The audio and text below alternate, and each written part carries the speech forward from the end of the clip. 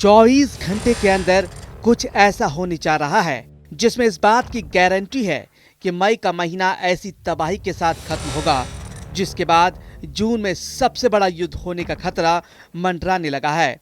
दुनिया में 4 front super active हो चुके हैं या फिर अंगारे अब युद्ध में तब्दील होने की। पहला फ्रंट पुतिन और जेलेंस्की के बीच यूक्रेन में तेजी से उबल रहा है। ट्रंप भी अब तक सीज फायर में फेल साबित हुए हैं। पुतिन ने हमले तेज कर दिए हैं। दूसरा फ्रंट गाजा में इजराइल की बमबारी में सबसे बड़ी तबाही जारी है। इजराइल के टैंक गाजा में टहल रहे हैं और अब इजराइल की फौज लगातार नाइट ऑपरेशन कर रही है। तीसरा फ्रंट ईरान और ट्रंप के बीच है। परमाणु मुद्दे पर बातचीत अब और फेल होगी या फिर ईरान जीत जाएगा, जबकि इजराइल की तरफ से हमले का खतरा देखते हुए ईरान में सैकड़ों छात्राएं परमाणु प्लांट के पास पहुंच गईं। चौथा फ्रंट यमन भी एक्टिव है। यमन की राजधानी सना में हजारों लोगों ने एक बार फिर इजराइल को ललकारा है।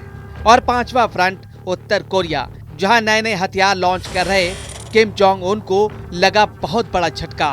उत्तर कोरिया की यह तस्वीर किम जोंग उन के लिए बड़ा सेटबैक बनी हुई है। उनका 5000 टन का जंगी जहाज लॉन्च होने के दौरान ही पानी में पलट गया। सैटेलाइट से ली गई ये तस्वीर पूरी दुनिया में वायरल हो गई और बहुत ही जिल्लत महसूस कर रहे किम जोंग उन ने अब इसके लिए शिपयार्ड के चीफ इंजीनियर समेत 3 लोगों को उल्टा लटकाने की तैयारी कर ली है। लेकिन किम की ज्यादा टेंशन डोनाल्ड ट्रंप को है, क्योंकि 2 फ्रंट पर ट्रंप को मुंह की खानी पड़ रही है। एक है यूक्रेन तो दूसरा है ईरान। यूक्रेन पर पुतिन के मिसाइल और ड्रोन अटैक रिकॉर्ड तोड़ रहे हैं, जबकि ट्रंप की कोशिश सीज फायर की थी। वहीं ईरान ने सिग्नल दे दिया है कि वो यूरेनियम संवर्धन से बिल्कुल समझौता नहीं करेगा, फिर चाहे ये डील हो या फिर ना हो। ईरान के कड़े रुख और पुतिन के मिसाइल अटैक के आगे डोनाल्ड ट्रंप लाचार नजर आ रहे हैं। ट्रंप को ईरान और रूस से लगातार ऐसा चैलेंज मिल रहा है जिसका जवाब उनके पास नजर नहीं आ रहा। यही वजह है कि इजराइल अब बहुत बेताब हो गया है, क्योंकि उसे लग रहा है कि जिस तरह से ट्रंप यूक्रेन को लेकर पुतिन के सामने कमजोर पड़ रहे हैं, उसी तरह ईरान के आगे भी ट्रंप की बिल्कुल नहीं चल रही। या कहें कि ट्रंप के सामने ईरान ने ऐसी शर्त रख दी है जिसे माना जाए तो इजराइल हार जाएगा, और अगर ट्रंप ने उन्हें नहीं माना तो वह खुद हार जाएंगे।